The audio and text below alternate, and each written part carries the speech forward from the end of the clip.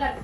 يلا قومي الغرفة كلها ضبيها عقاب العين. تنظفي الغرفة تنظيفها عشان تعلمي الأدب، عشان المرة الجاية لما يدخل يسوي هيك مش يدخل مباشرة. وأقول لك شغلة، يلا بدي إياها نطفيها من جديد، أوكي؟ بدي إياها نطفيها من جديد، يلا نطفيها، أوكي؟ نطفيها عشان تعلمي. انتوا كيف تعاملوها الخادمه هذه؟ ايه بشكاره، تعالي. شو بشكاره؟ ما لها اسم؟ يا اخي كم جميله هذه الحرمه اذا ناديتها انت باسم ابنها، يا ام محمد، يا ام عبد الرحمن، يا ام عيسى، ام صالح، الصغار اللي في البيت الاطفال بشكاره.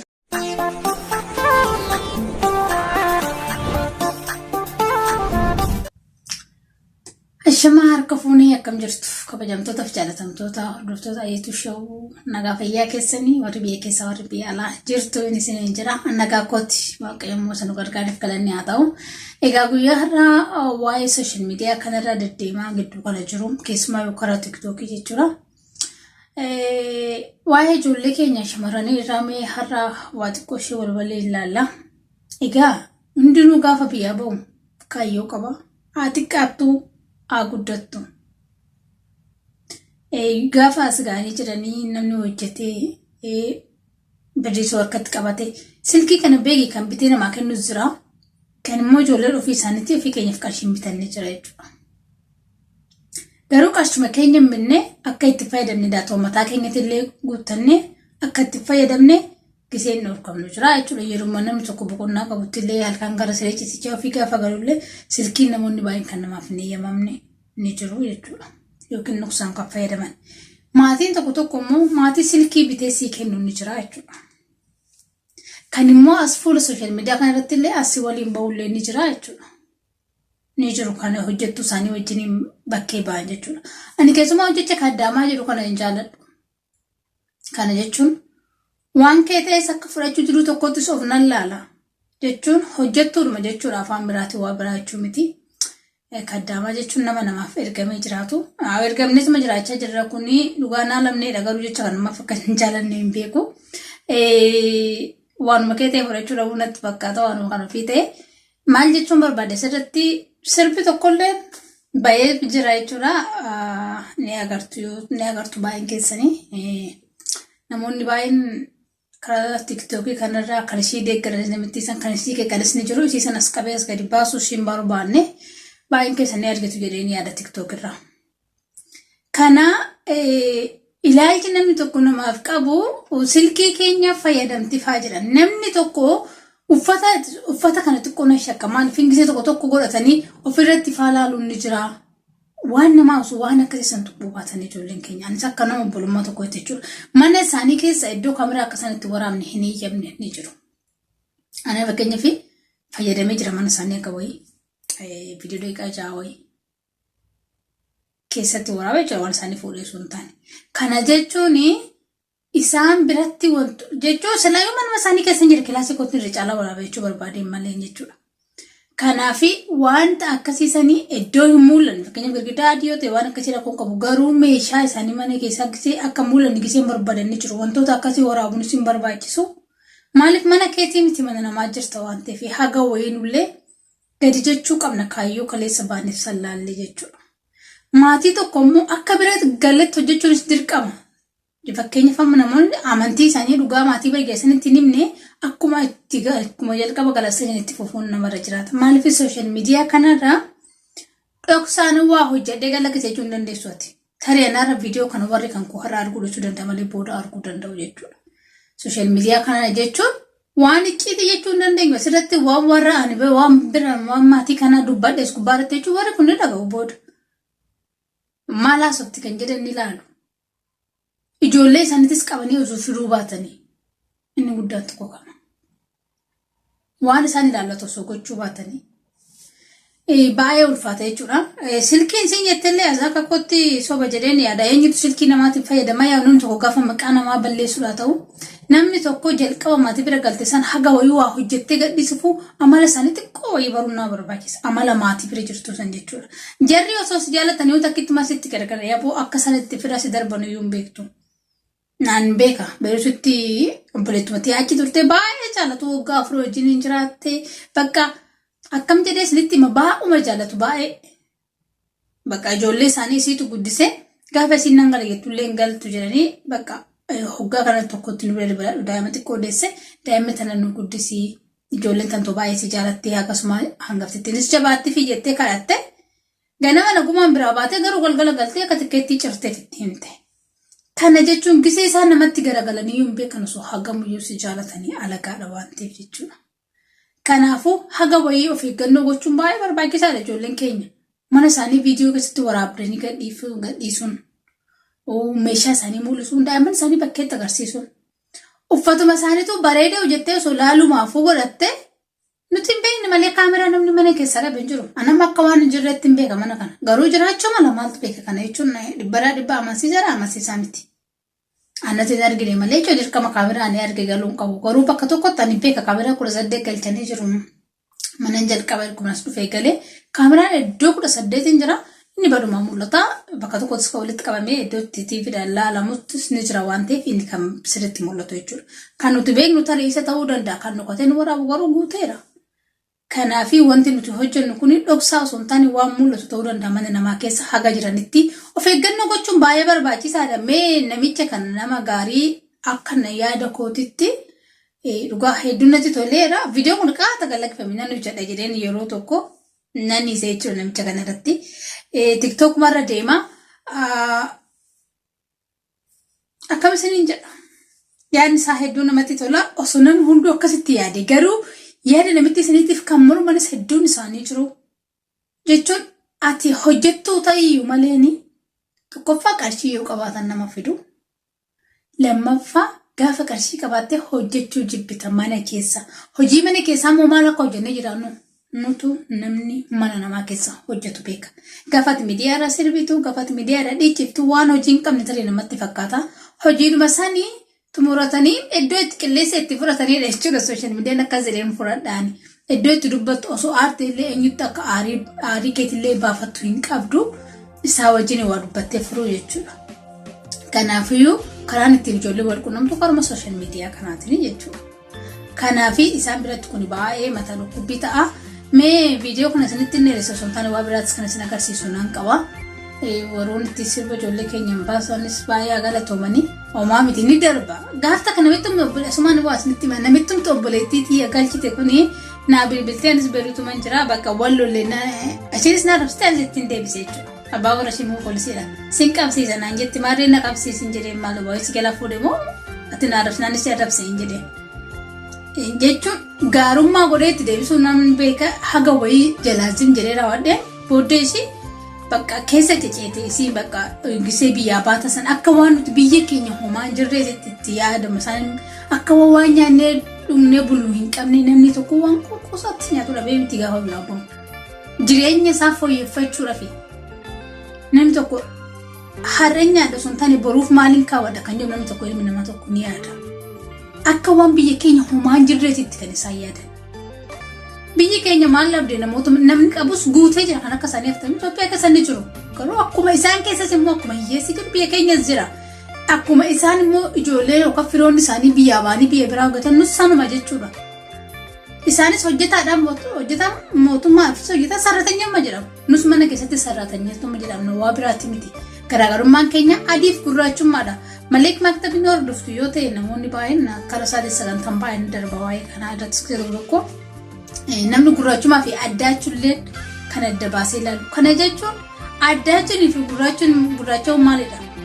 Gurraachummaan adii kan isaan adii kan inni caala jechuudha. Keessi isaa gubbaan isaanii addaatti namni keessa gurraachaa ni jira. Namni gubbaan gurraachaa keessaa qulqulluunis guutee jira. Kana jechuun hundumaa rabbitu uume. Qixxuma dhalanne baatiin keenya qixxeedhuma. Addaachuun gurraachuun garaagarummaa qabaa hin jedheen silan yoo na caalte addeenyumaan hin jedheen kanaa walitti anaafsi rabbiin hundaa'u qixxuma uume waan na gootu hin qabdu hin jedheen. Maatiin bira jirullee mee akkasii waati gootu laallee jedhanii baay'ee yaa sababa malee lolte waan ta'eef waan na fiddullee hin qabne deebistee tunatti bilbiluu kilishii godhe jechuudha. Akkasii bakka baay'ee kiyyoo kaa'u jechuudha jabse. Achisitti deebina suma sababa barbaadu gaafa sitti ka'uudha ta'anii.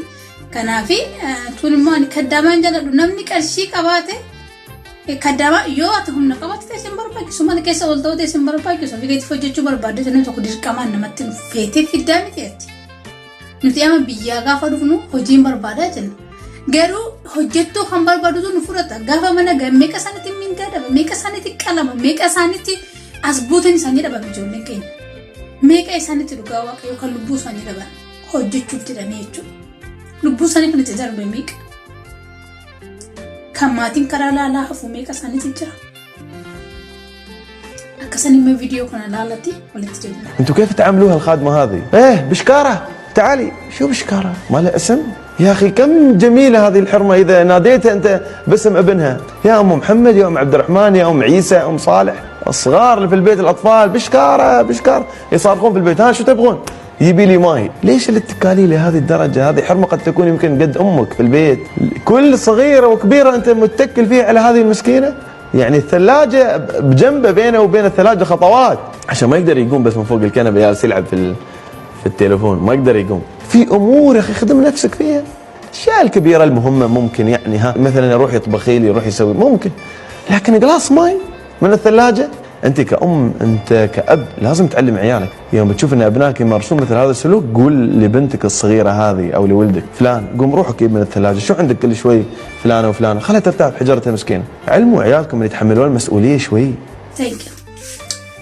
كجا قالتومي يعني كل قفتنا ما أفقع باينا هنا كسات سنجرو نمون حجة نجتول فيديو كليسا إن قدر ديم كنا رتنمون نجتن باينا نجرو باينا أسكري فيلم برباني كانوا مكيسا مو كسي تقطو كوانا ومودة تقونا سنتيما أما موبايلي سيني إيسا قول إيسي جرا موبايلي وجنة هنبيرو جرا كان رتنمي واتقونا سنتيما غافا وينا متمناني برجرو تو فتقانكو خارا بيتي سورين كو يسرك أني واني نجاري تقونا غافنا وماما رايتو مانغا حاجة ونسون أرجمتي أكوان فود إن الرتب بيكني ويت كلبين كاتنا جتي أكوان سون أرجمتي كيان تقول يو واحد تيمانا كيسا كبار تي نا أرجنو أكسيت تجرامتي أكسيت كلبين كون لابتي وفي على فهم أكلام فودج أنجلي تقول تكوازم جرينا تفكات شال نجيك تسوي كذا كيسي كم وفني إيه سلك يتينا قافته ميج أنا يتينا يادة أنت يادة فني كوني إركهارات يعني كم تني نركي نتو ميجا نتو دجازا نتو دقوس إيه سلك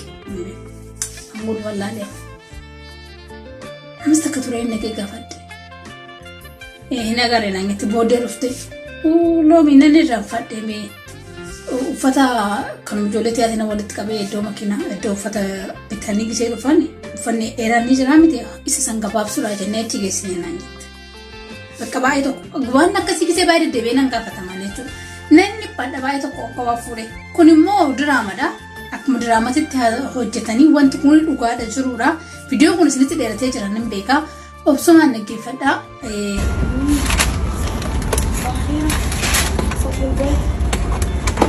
جتني تصوير هدية حلوة أنا كتير مبسوطة خليني أروح أفتحها. مرحبا مدام كيفك؟ بلا مرحبا بنزلت يلا سوي لي شاي سوي هاد شاي فوق ها طلع الغرفة بسرعة أوف أنا بتشوق أشوف الهدية اللي إجتني إن شاء الله تكون هدية محرزة مش جايبتها على الفاضي. واو ما شاء الله طقم ألماس. اوه في فاتورة كمان ما شاء الله. يوي كم سعره كتير غالي. او ماي جاد حلو كتير. وين مخبيه هاد؟ لازم اخبيه ما تشوفوا هذيك الخدامة انا ما بوثق فيها لازم اخبيه هون اخبيه هون. انت ما يعرف يسوي طلبات ما يعرف يسوي طلبات يدخل مباشرة مخ ما في. سوري قومي ضبي الغرفة يلا قومي الغرفة كلها ضبيها عقابا لك تنظفي الغرفة تنظيفها عشان تعلمي الأدب عشان المرة الجاية لما يدخل يسوي هيك مش يدخل مباشرة. أقول لك شغلة يلا بدي إياها نطفيها من جديد أوكي بدي إياها نطفيها من جديد يلا نطفيها أوكي نطفيها عشان تعلمي. مدام خلاص أنا جبت غرفة خلاص هذه شاي شيلها جيبي لي نعام بسرعة هذه نعم لابسين اياها. اوكي المجوهرات هي وينه؟ مش موجود. مش موجود؟ اكيد هي اخته، اكيد هي اخته. انيسه! نعم مدام شوفي. كان في بوكس هون وين؟ ما في سيلي. كان في بوكس هون وينه؟ ما في شغل. انت تسوي سرقه انا؟ لا انت يسرق انا؟ ما في. انا هلا ينادي أنا ما في سرق الشرطه شيء. واشوف مين يسرق، اوكي؟ ما في سرق شيء. خلي يلا خلي هلا تيجي الشرطه وتشوفي سرق.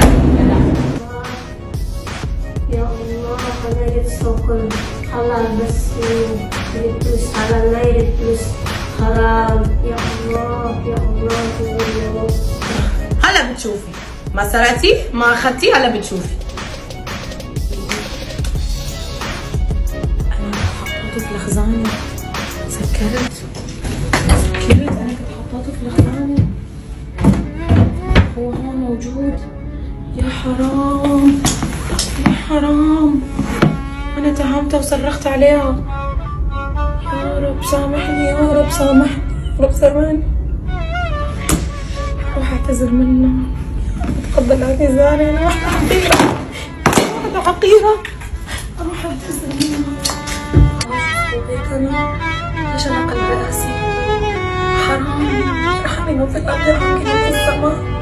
بس صاير عليك يا رب سامحني يا رب سامحني.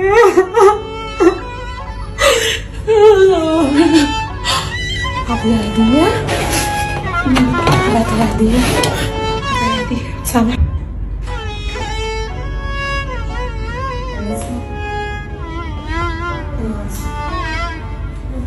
أنا حصلت عادي ما في مشكلة. لا ما في لا عادي ما في مشكلة. خذي هاي جبت لي شوكولاتة حلوة كثير. كيل أنيسة، كيل أيوة كيل واحدة كمان، واحدة كمان كيل. اوكي أنا آسف بعتذر. Videoon kun viidiyoo yeroo tokko waan ni amboo hojjette wayii ni yaadattu jedhee ni yaada. Eessitu fuudhe naan jettee booddee obboleessi isii fuudhe jettee ofumaa ishiitii ol kuuftee amma tunis bakka goote dhabde jechuudha. Wantoonni akkasii hedduun isaanii kan nama qunnaman ni jiru. Waan akka warqii kam jedhee isinitti immoo bakka nuti waa agarree hin beekne wayii isaanitti fakkaata waan ta'eefi waa wayii fuulduratti ol kaa'ullee ni sodaatu yeroo tokko maatiin akkasii hedduutu jira. Golli ati jirtu murteessaadha waa hojjechuudha fi akka danda'ameen of eeggannoo gochuun baay'ee barbaachisaadha. Uffata isaanii ilaaluu, ijoollee isaanii suuraa kaasuu maaltu kanaan nama ga'e. Garuu fakkeenyaaf yoo wajjin hin ka'e ijoollee isaanii mana keessa rakkoo hin qabu. Garuu mana keessa wajjin hin ka'e jeetii suuraa isaanii sooshaal miidiyaa irratti galaksuu maaltu na geesse, viidiyoodhaan waraabuu ijoollee isaanii maaltu na geesse. Kanaafi waan tokko haga wayii irraallee of qusachuun baay'ee barbaachisaadha. Akka obboleetti takkaatti kanan isiniif dhaama. Haga feeyyuu gaariiyyuu ta'anii alagaan alagumaa yoomiyyuu filan ta'u.